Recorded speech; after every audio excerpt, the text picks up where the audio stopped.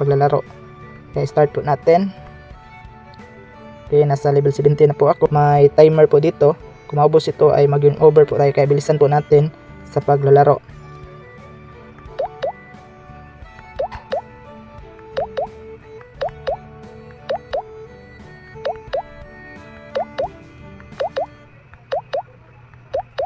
Disclaimer: the information provided by the speaker or presenter of this video or platform is for information purposes only and not to promote. All information is provided in good faith. However, we make no representation or warranty of any kind expressed or implied regarding the accuracy, legitimacy, adequacy, validity, reliability, availability, or completeness of this information.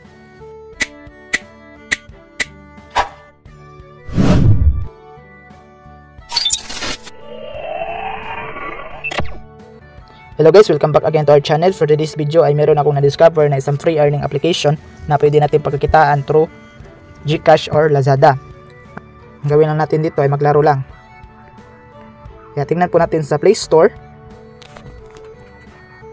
Ito po yung profile pic ng apps at ito yung name niya ay Color Lab. Then ang naka-download pa lang dito 500 plus. Then dapat po ay related for 18 plus. About this game, tingnan po natin sa baba. Game info, na-release po siya September 6, 2024, updated on September 12, 2024. Kaya bago po talaga ito na application. So way of earnings dito, kung basahin po natin itong about this game, score ranking, wait lang. Ang way of earnings dito, game challenge, game props, personalized experience, score rankings, then social interaction. Dito sa baba, by playing game and inviting friends, you can earn coins and diamonds which can even be exchanged for cash. So dito nga pala, sabi dito sa about this game nila ay by playing game and inviting friends, para maka-earn tayo dito. Then i-open po natin ang app. Play natin dahil na-download ko na. Okay, ito po yung laman ng application.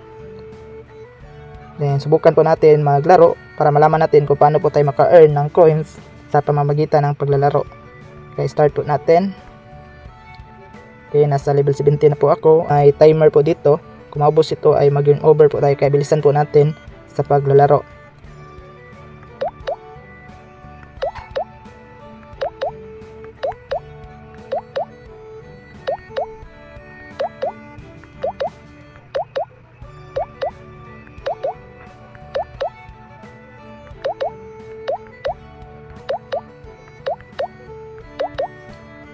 Okay, ganun lang po kadali. Yan, nakatanggap po tayo ng 15 coins. Yan. Then dito sa skin, pindutin po natin kung ano ito. Okay, pwede lang po tayo dito mamili ng skin. Okay. So pindutin po natin itong random draw. Ayan, happy to accept. Naka-receive tayo ng tube. Yan, pwede po natin ito gamitin para kapag mag-start tayo ay yung form ng mga tube natin ay nag-iba yung skin. Okay, back muna tayo. Dito naman sa VIP, click po natin ito. Okay, dito sa VIP guys, ay makatanggap tayo ng mga diamond dito. Kung ano po yung diamond dito, kaya yun din yung makukuha natin na pera. So, ang 35 diamond ay equivalent dito ay 35 pesos. Itong VIP 6, 390 diamond, equivalent nito ay 390 pesos. Hanggang VIP 15. Okay, dito. Ang VIP rules dito ay every time VIP upgrades, you can receive 1 reward up to level 15. Then sa number 2, when you accumulate VIP experience, your level will automatically increase. Number 3, you can get VIP experience by inviting friends, completing daily tasks, and participating in activities.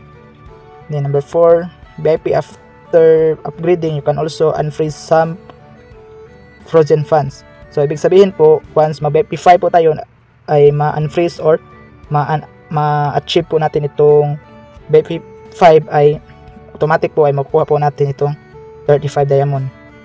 Kung VIP 6 naman ay yun din. Makikita po natin dito sa itaas ay how to upgrade.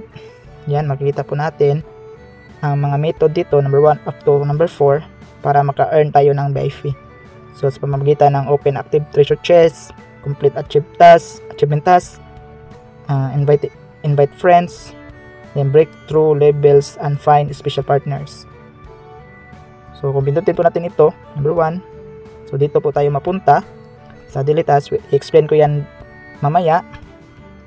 Sa number 2, ito din sa achievements, so explain ko rin ito mamaya. Then number 3, ito din sa invites, explain ko din ito mamaya. Then ito number 4, okay, sa pamamagitan ng paglalaro sa 6,000 sa point race. Okay, dito sa point race, dahil bago pa lang ito na application, nasa season 1 pa lang tayo, at ang countdown niya 1 day and 19 hours 35 minutes 40 seconds. Then dito, paano tayo makaparticipate dito?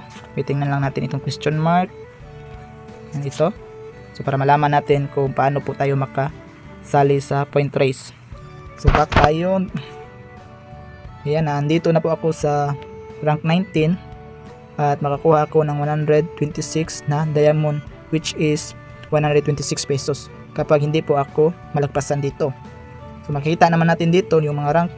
Kung pinutin po natin itong see more, yan, makikita po natin ng top ay ranking number 1 ay makakuha siya ng 1,000 pesos. So yan, nasa 19 pa lang ako dito. So mas mabuti talaga na the higher the rank, so malaki din yung makukuha natin. Back. Okay, dito sa earn points, earn 1 point for every 100 active points you get. So ang ibig sabihin dito, sa pamagitan po ito sa paglalaro. Ito. Then ito naman sa bandang baba ay earn points by inviting people, ay related po ito sa mga pag-invites ng friends. So back na tayo. Saan pa? Dito muna tayo sa bandang baba. Dito sa person. So ito po yung reward for every invite. 5,370 coins ang makukuha natin every invites. So every invites na makukuha natin. Yan, ito po yung invitation code ko. Or gamitin nyo na code ay meron kayo makuha na 75 pesos. So role description sa pag-i-invites. So kung meron tayong mga invites, ito po yung role description. Number 1, if your friend passes level 15, you will get 300 coins and VIP experience na 5 hanggang level 200. So if your friend passes level 200, you will get 2,700 and VIP experience na 20. So a total of 5,370. Then dito naman sa bandang baba, rewards receipt. So ito po yung nakuha ko na rewards galing sa mga na-invites ko. So friends rewarded, so 15 pa lang. Unrewarded friends ay ito 18. So ibig sabihin ng unrewarded friends ay hindi pa sila masyadong active or naabot ng level 5. Level 5 ata kung hindi ako nagkamali. So pinutin po natin. So hindi pala makita, no. So ang pagkaalam ko level 5, kung hindi pa nakaabot ng level 5 yung friends yung na-invite ay hindi pa sa matatawag na active friends. So wala pa tayo makatanggap galing sa kanila. Okay. Back tayo. And dito naman, dito sa daily task, when the corresponding activity level is reached, the treasure chest can be open. So nakuha ko na kanina. So dahil nilaro ko ito kanina po, kaya natanggap ko na lahat ng mga rewards dito. So meron pa akong kailangan i-receive. Yan, nakakuha tayo ng 70 coins. Ito accept. Yan. Back tayo. Yan, dito naman sa achievements. So total reward to be collected 195. Then sa coins ay 17,940. So ang na-receive ko pa lang ay 105. Then dito 1,560 na coins. So ang matotal po natin na makolect dito lahat ay ito nasa taas. So dito ay sa invite friend, kung makomplete po natin, meron tayong matanggap na 35 na pesos or diamond. So by watching video, so pass the level at marami pang iba. So back. So dito naman sa itaas, ito sa Diamond. So ito po yung pag-withdraw sa Diamond. So dahil nasa 405 pa lang yung Diamond ko, ang minimum na ma-withdraw natin dito ay 700. So hindi pa tayo maka-withdraw dito sa Diamond. So ating pong suriin ito. Ano po ito?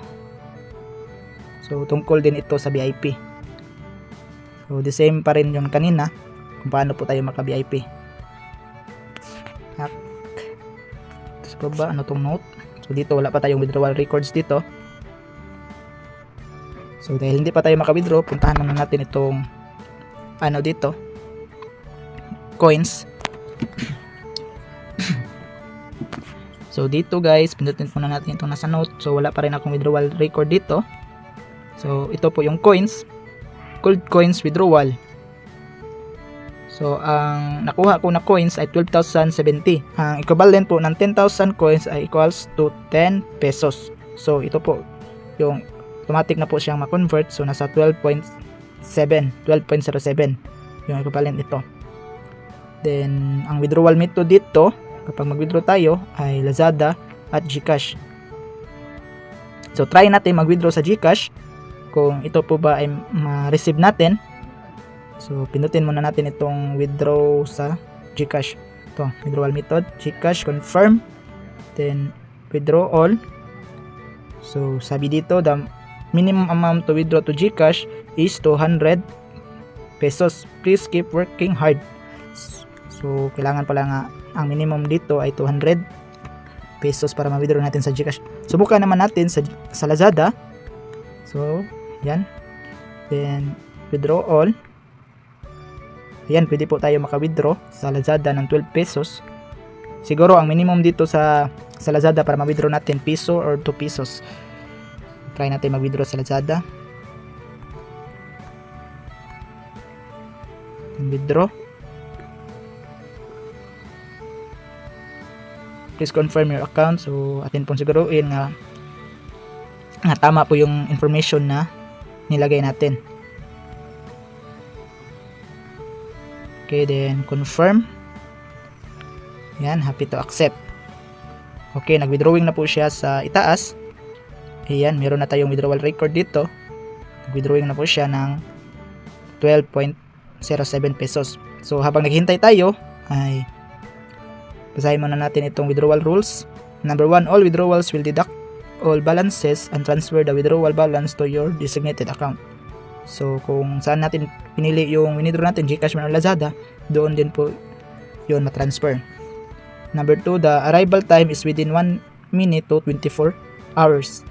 And if there is any problem, it will be resolved within 3 working days. So nasa 1 minute to 24 hours po ma-receive natin yung withdraw natin na 0.7 pesos. Number 3, you can withdraw at most 1 times per day. Number 4, according to the requirements of each platform, there is a limit on minimum withdrawal amount. If the amount is insufficient, you can try another withdrawal method. So, ganun lang po yung withdrawal rules nila. Back tayo. Ayun o, pindutin muna natin itong withdrawing. Refresh lang natin. Ayan, ang bilis lang pala. So, successful withdrawal na po yung 12.07. So, bago lang, explain pa lang ako ay na-receive na natin yung 12. So tingnan po natin sa Lazada yung 12.07 kung na-receive po ba natin.